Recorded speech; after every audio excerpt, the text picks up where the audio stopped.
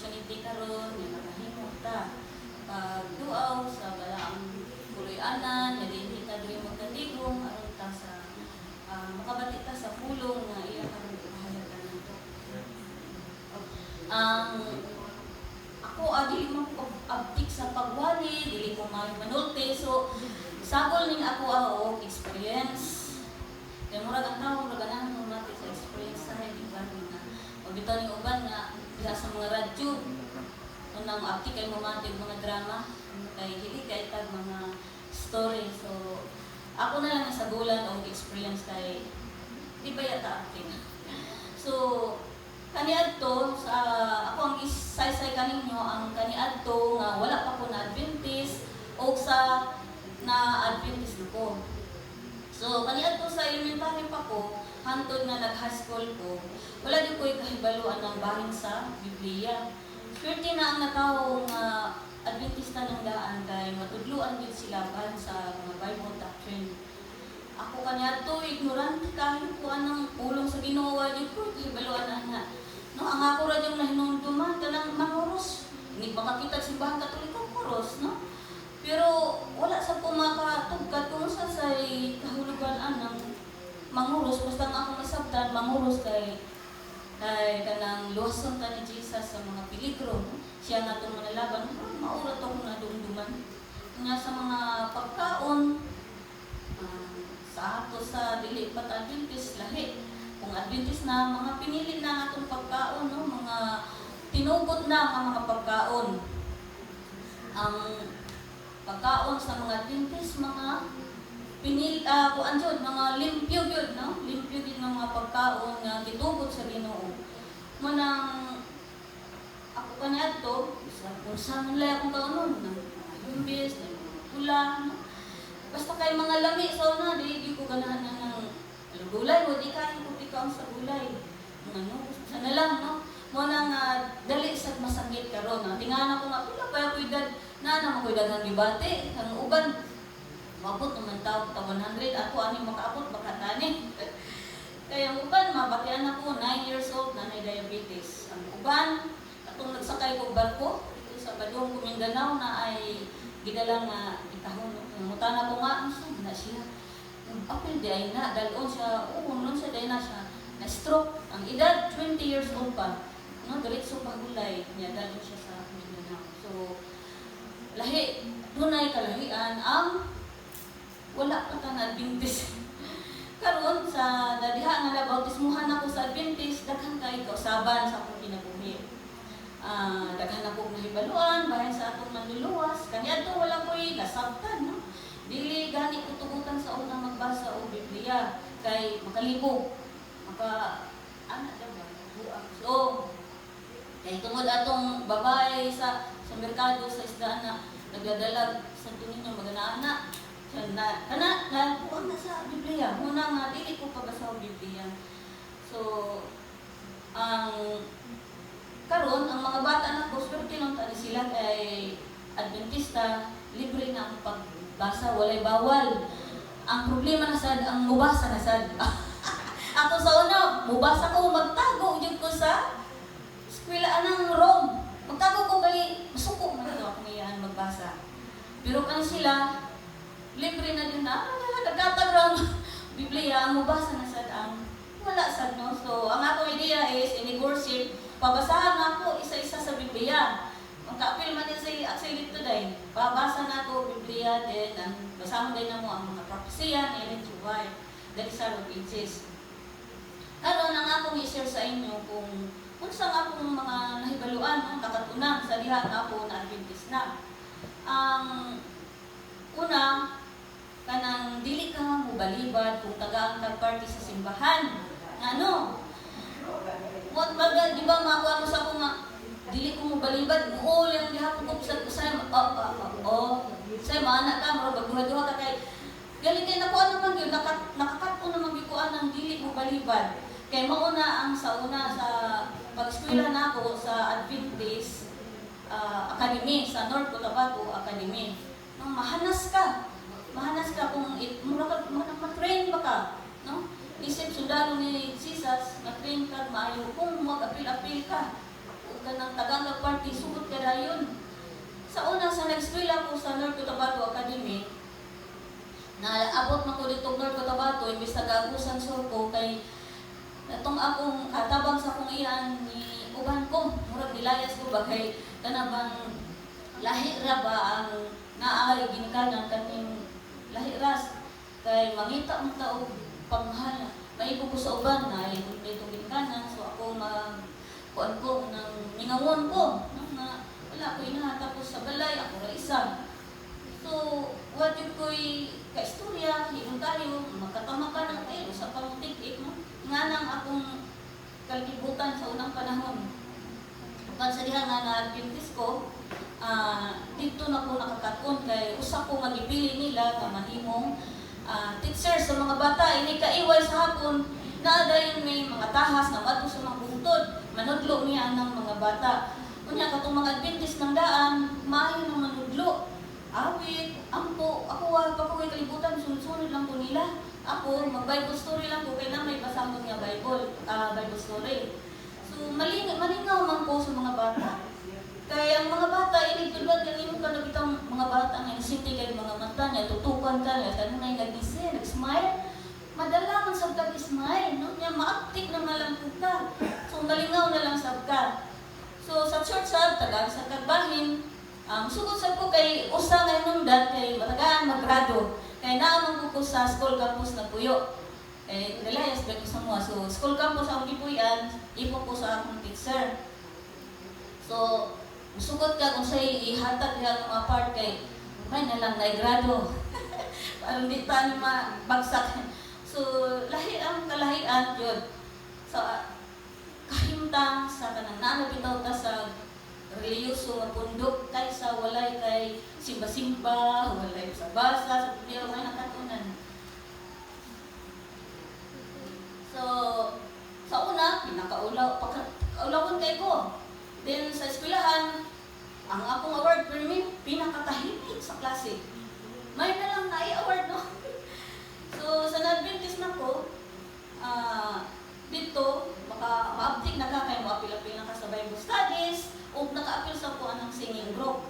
Sa kanang ma-apil-apil ka ng mga part na good, ma-update na ka, then ang imong isip kung singkasing, masintro na kang Kristo Jesus. Atong kinabuhi, ang center nato sa atong kinabuhi, mao na si Jesus. No, bisag prejudice tayo, akong mga parinti, kaya dili sila gusto nga paglahi bitag laing reliyon. Pero gisubak na ako sila tungod sa akong gugman ni Kristo. Sa John 15 verse 7, ako sa ning English na lang kay nay Sister Victoria, dili kay iniisip ka sa bulsa si Juan. So ang versikulo English lang nako. John 15:7, it say, if you abide in me and my words abide in you, you will ask what you desire and it shall be done for you. So kung naa ka kay Kristo, matod pa niya, kung pagpabilin ka na ko, pabilin ko nimo.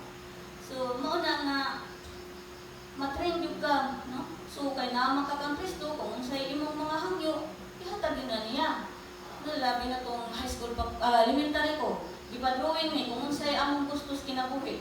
Ang akong mga kauban, ilang i-drawing, teacher, doktor, uban, sakyanan, kay gusto silang madato. Ang akong i-drawing, mga manok, mga tanong, o kanang payag. Kung mo, ganahan ko aning mga kanang naitaw, mga natures, payag na mga tanong, naiboy nung manok. So, na tinuod yun, pag kami nyo na to, ang akong nabanan, ay medyo dako-dako yuta, niya, may kayo mananong, na mga binuhing manok, nalabawan, wala, no? Tinuod yun, sawa na ko itong gidrawin itong mga dato ko. Pero sige na lang, no? Kay, ang ako ang kalipayan na nadato ko sa spiritual. So, ang ikaduha, magpinasayloay. So, ang una, magpikapirmi sa mga part. Ikaduha, magpinasayloay. Sa mabasa sa Mark 11:25, and whenever you stand praying, if you have anything against anyone, forgive him, that your Father in heaven may also forgive you your trespasses. Sa among runong kaniadto sa dito pagyapon ko sa North Cotabato Academy na ako yung classmate nga giposis siya. Dili siya dali maulian, bisan sa una mo ampo. Halos na nakita kong tutulan, sige, kanta. Sa mga alawiton, sa church hymnal, maayon na lang kayo, misulti ang gipusis. Ingon siya nga, naa sa duha o, kanang duha. Ang isa, mubalin sa subjektado dito sa isa. Tapos mubalin sa subjektado dito sa isa, katong nagpusis. So, pagkabalo na mo, ingon tong teacher, alis ang duha, gawas ta. So, gipagawas sila. Sa sige nga mukha po kanta, ang bata atong gipusis nakalitok pag siya Jesus. So paglitok ni Jesus, naulian siya. So usa day nga madungog atong ampo ang magpinasaylo ay kay kung di ka magpasaylo sa nasukan nimo, di ka magpasaylo sa imong kaway, sa imong kalalis, ang imong pag-ampo murag diha ra siguro kutob sa ato. Kay gani dito na ko ni na experience kato bang ang panulay ato dito sa Iloyo kay naglalis ta itong duha. So dili ay ta madungog ana kay atong kasing-kasing nay hatred no nay kasuko. Unya ang katulo magbasa ta sa Biblia. Magbasa gyud ta kay sama nato pagkailan ni Jesus. Kung wala tay basa-basa sa Biblia, pinagi sa atong pagbasa sa Balang Kasulatan, nakailan ako ni Jesus nga atong manalaban, manluluwas, manluluyon, chief commander sa mga angels. So, kung mahibalo ka na ngayon ang atong Ginoo, kung sa may atong kuanon, hindi mo maisog sabta, mga akong Ginoo, isog, chief commander sa mga angels, gamhanan. Dito gyapon ni sa North Cotabato na hitabo, no? Panahon to sa December 24, Pasko. Natingala ko og maayo. Ngano nga naay mga bilog-bilog ang circle nga kadakon murag circle sa bula sa tinis. Kanang kahoy ba akong gitanaw, nang sa kahoy nga ang circle nga nagkalain color, maglupad kadtong si taas ana. Nya dito pud sa ground sa kuan yuta, nakoy mga circle nga nag-float ba nag-fly dito sa taas lupad. Then kung sa manamang kay sukad-sukad mo pa ko to nakakita. So ang tubag ni ma'am nga ay magsaulog sab na sila. Pag kumanit shooting sulod din sa kwarto, ako sa disulod na lang sab ko sa kwarto. Pag sulod na ko, o pagani ko kahigda, nakuyapan ko galit. Pag kuyap na ko, gito og dahil ko nakita na ko duha ka kamot, gito og maayo niya. Naglisod yung ginawa sa ko. Jesus. Pag ingon ako Jesus, nawala galit. So di ba ko nag-ako dahil ko. Kung wala ko mahibalo sa pagbasa-basa sa Biblia, wako ka ila ni Jesus, kinsa mga lana ako malito. Mingon siguro, Mama, may gawas tong panulay. Papa, di yun siguro no? Pinagira yun sa ngalan ni Jesus, no? Na nakabuntog ta sa kaaway, no? So, kung nagbasa ka Biblia, makaila ka kay Jesus. So, sa panahon, sa mga Kristiyanan, wala dahil natong matawag, si Jesus jud atong tawgon kay so madali siya jud ay mutabang nato no sa Philippians chapter 2 verse 9 therefore God also has highly exalted him and given him the name which is above every name. So ang iya jud ngalan ang pinaka labaw sa tanan. So wala natong tawgon kung moabot man ganing ang mga difficulties no mga kalisdanan, call Jesus, call the name of Jesus. So, sa John 15 verse 5 po, so, for without me, without Jesus, you can do nothing. So, si Jesus lang yun ang atong paglaom. So, number 4, magpaampo sa mga elders. Sa James 5:14, is anyone among you sick? Let him call for the elders of the church and let them pray over him, anointing him with oil in the name of the Lord. Kay maudyo na no di ay no di tambag sa Balang Kasulatan kay kato bitaw nga sakit sa Jamaica. Nagchat day ko sir sa tay.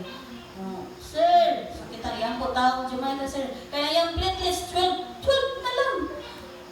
Nya, nagproblema na ko kung may gani kay silang ibalhin dito sa district. Di kaluyan dito sa district.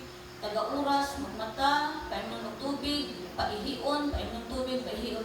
So, ato din ipaampo sa atong mga elders. Dako kahimuan ang ampo sa atong mga elders. So, tungod ato, nakasurvive si Jamaica. Alas na itong kanjirit, nga disgrasya sa una. Ako sa itong ipampo diri kan anhing or nandis o kay atong dito sa Lipata, si Mang Doktora Ortiz, so, ang amo sa mga kaubanan sa literature evangelist. Gidaghan ang nag-ampo. No? So, muna, kasi patabangan ampo, kaluyan nakasurvive. May ka nakasurvive si Jiren. Ang ikalima is faith. Sa James chapter 5:15, and the prayer of faith will save the sick, and the Lord will raise him up, and if he has committed sins, he will be forgiven. So, maghapon no, ang pagka-aksidente ni Jiren kay Jamaica, nagpaampo gyud ko kay may patuo man ko nga makaayo gyud si Jesus. No? Katong labasan ako sa Biblia nga usa ka amahan nagdala sa iyang anak nga grabe kaisog tong naposis niya, may labog sa kalayo, ilabog sa tubig. So, nabasa na po niya sa chapter Mark, chapter 9, verse 23. Si itong amahan, gidala niya yung anak dito, yung si Jesus. Jesus said to him, if you believe, all things are possible to him who believes. 24, immediately the father of the child cried out and said with tears, Lord, I believe, help my unbelief. So, usahay na kay faith, no? Magtuo ta, pero usahay sad ka ng bitaw na ito, ang puna ito nga di madumog. Sabi nagmingo ka nga, unta, wala ko'y sakit, hantod, matigulang ko. Nya, masakit, bitaw ka, ang sakit, nagulang pa ka akong pagtuo, no? Or, usahay, ako nalang ino na, ang nabasa na ko sa Biblia kay, kanaman ang mupasaylo ang Ginoo sa atong mga sala, pero the consequences sa resulta sa sala atong gihapon ng antuson niya, labi na kung ibawal ng mga pagkaon bidili atong kaunon, so magkasakit gitan. So mo na lang na akong reason o ang uban mayroon man pud sila na ang prayer usahay dunggudayon na koy kunyara wait then na di prayer nga dili sa mga tubag. So ang unon, prayer na. So, prayer. No? Then, mabasa sa James chapter 5:16, confess your trespasses to one another and pray for one another that you may be healed. The effective, fervent prayer of a righteous man avails much. So, kanidi ay putlitag kasing-kasing, Diyos nunta, usani nga makatabang no, effective nga mga pag-ampo.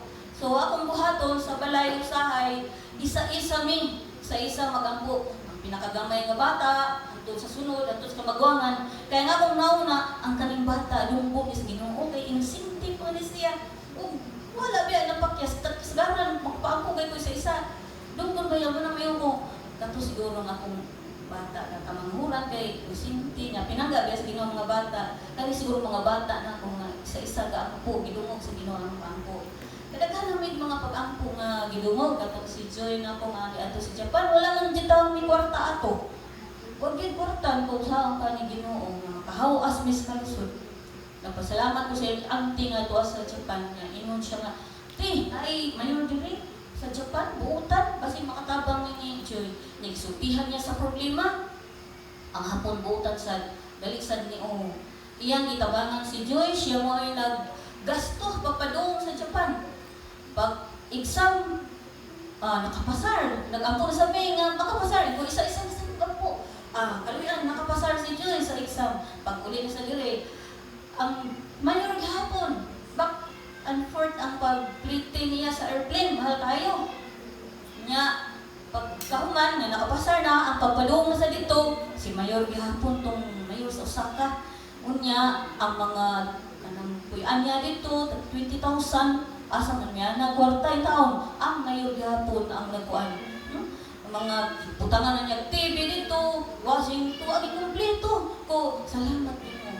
Dako, pasalamat kaninyong pag-ampo, dako kahimuan. Labi na isa-isa sa atong members mag-ampo yun. Nung muna nga, usahay, kung dili po sa church, ang atong mga elders, no? Kaya kaning inampuan sa mga may edad na, mga elders na to, kinasing-kasing, kaya na sila inampuan. Kitaghan naman sila kasinatian, no? So, atong ipaampo sa mga tanan sa usa, no? Daghan din ang mag-ampo ba, tabangan og ampo.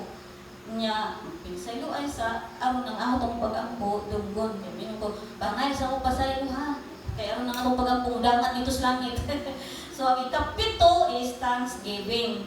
Sa Psalm 107 verse 8-9, it says, let them give thanks to the Lord for His unfailing love and His wonderful deeds for mankind. For He satisfies the thirsty and fills the hungry with good things. So, ato yung pasalamatan ang Ginoo, no? Kay iya gihatag ang tanan, no? Ang giuhaw iya yung gi painom aron di na mauhawon, ang gigutom gid yung gipakaon, no? So kanang hatag bitaw ta sa kinasingkasing ang inig ang katong atong hitagan mo pasalamat natong rabatiyon bitag kalipay, no? Contentment. So mo sa mga atong Ginoo, malipay sa na siya nga ato siyang pasalamatan sa tanang higayon. Pasalamatan nato siya sa kusog nga atong mahimo pa ta pag-anay diri sa simbahan, sa proteksyon nga nakaabot pa ta hangtod karon, no? So, sa tanan, ato siya kanunay balusan sa pagpasalamat. So, pareha ko na sa anak na mangayo sa amahan, nga, sige kag pasalamat ya, salamat pa. So, ang imong amahan, hindi pa isa muhatag. No? Sa tanang higayon, muhatag, hindi kay nindot ba itong anak ka kay magpasalamat yun. So, dili ka mabalibarat sa imong amahan. So, mura to, kung na-bless mo ko sa akong mensahe, atong pasalamatan ang atong Ginoo. May God bless everyone. Amen.